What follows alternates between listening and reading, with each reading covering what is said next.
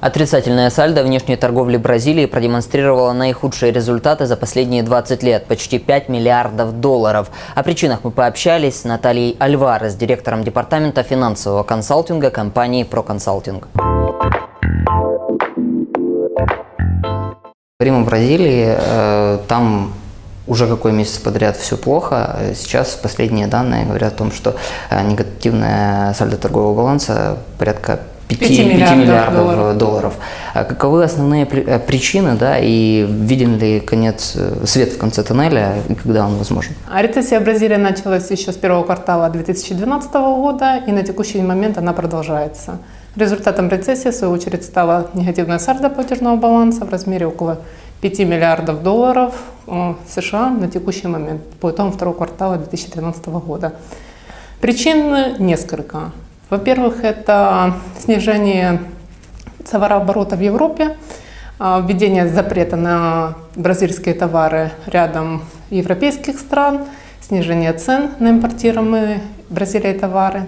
Это как первые внешние торговые риски. Второй риск – это снижение темпа развития экономики Китая. Китай является первым по размерам торговым партнером Бразилии.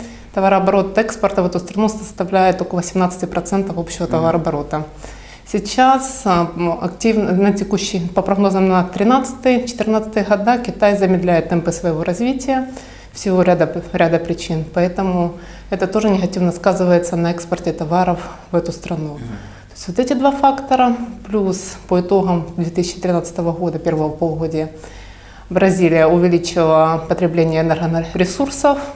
Кроме того, в стране очень достаточно высокие бюджетные расходы, неэффективно, с одной стороны, растет государственный долг. Что власть делает для того, чтобы вот эти все факторы как-то минимизировать и все-таки стабилизировать свою экономику? Ведь к концу года мы знаем, что в планах правительства было сократить негативное сальдо торгового баланса до почти 2 миллиардов долларов. Они сократят, рост продолжится, но рост будет несколько меньше. Внешние факторы, риск слабой торговли, его государство не может изменить, но государство может повлиять на внутреннюю политику. Да?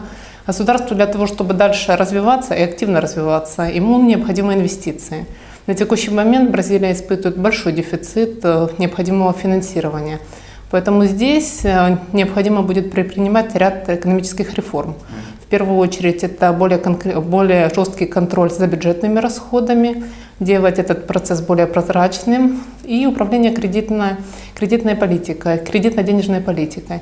То есть государству надо будет больше экономить, ресурсы искать непосредственно внутри и стимулировать население экономить и осуществлять сбережения для того, чтобы в дальнейшем вкладывать это в дальнейшее развитие страны. Вы говорите о инвестициях. Если я не ошибаюсь, вот в сентябре должно пройти какое-то большое IPO, одно из самых больших IPO, именно бразильское, да? Оно может привлечь определенные инвестиции в страну и как-то перезапустить экономику? Такие операции могут поспособствовать? Безусловно, заимствования на внешних рынках, они способствуют привлечению капитала в страну, но тем не менее на текущий момент складывается ситуация, которая отпугивает ряд инвесторов в силу того, что высокие бюджетные расходы, неэффективность, растет внешний долг, и часть инвесторов опасаются, либо приостанавливает свои вложения в экономику этой страны. За полгода реально сократить в половину негативное сальдо торговое? Реально, потому что негативное торговое сальдо и инфляция – это два инструмента, с помощью которых регулируется денежно-кредитная политика. То есть при росте любого государства дальнейшее развитие государства невозможно без корректировки инфляции, либо корректировки платежного баланса.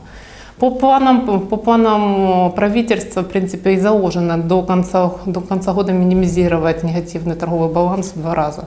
Это реальный абсолютно и допустимый. Как быть с валютой? Реал, он очень дешевел в последнее время. Может, будут предприняты определенные шаги для того, чтобы валюта национальная все-таки окрепчала, и это тоже будет стимулировать экономику или нет? Здесь они больше, я думаю, что новое правительство будет нацелено больше на внутренние реформы с С реалом тут больше регулирования налоговой политики, более регулирования ставок.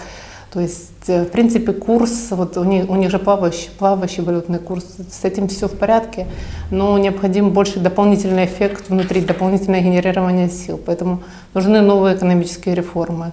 Страна характеризуется очень развитой и диверсифицированной экономикой по ряду товарных продукций, сельскохозяйственной, промышленной продукции. Страна входит либо занимает лидирующие позиции, либо топ-10 производителей, мировых производителей. Но несмотря страна это emergency market, страна с формирующимся рынком. И сейчас, как показала, страна дала хороший рывок благодаря тому, что в 2004 году до кризиса были сформированы необходимые международные резервы. Это дало возможность, в принципе, безболезненно преодолеть кризис быстро, в короткий период времени. Плюс за счет того, что страна нашла себе такого партнера торгового, как Китай, который тоже начал активно развиваться, и за счет того, что биржевые товары в Китае показали хорошие цены по рядам продукции, в частности, которую экспортировала Бразилия, то Бразилии удалось показать в период, посткризисный период, быстренько выйти из кризиса и показать хорошие темпы роста. Сейчас эти темпы роста замедляются, но они продолжаются. Поэтому для того, чтобы дальше страна могла развиваться, им нужно уже внутри себя, во-первых, бюджетно-налоговую политику реформировать, во-вторых, больше экономить и больше уже самостоятельно рефинансировать уже во внутреннее производство, увеличивать внутреннее потребление. То есть делать ставку не на внешние какие-то факторы? Внешние факторы нет, потому что, как показывают новые прогнозы абсолютно разных и Мирового банка, о том, что рецессия в еврозоне продолжится еще минимум. Кризисные явления, остатки еще будут минимум 10 лет.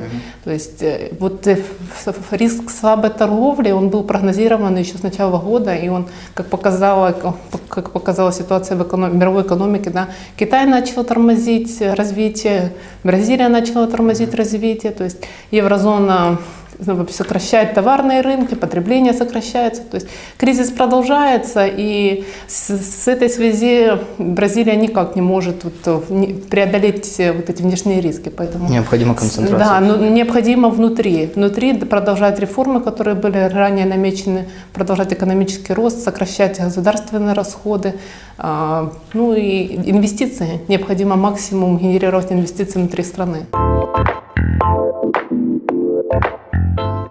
Дабы стабилизировать экономику Бразилии, правительству страны необходимо сконцентрироваться на внутренней политике и развитии собственного инвестора, утверждает Наталья Альварес, директор департамента финансового консалтинга компании ProConsulting. Спасибо за ваше внимание. С вами был Александр Кулибаба специально для Дукаскопи ТВ из Киева.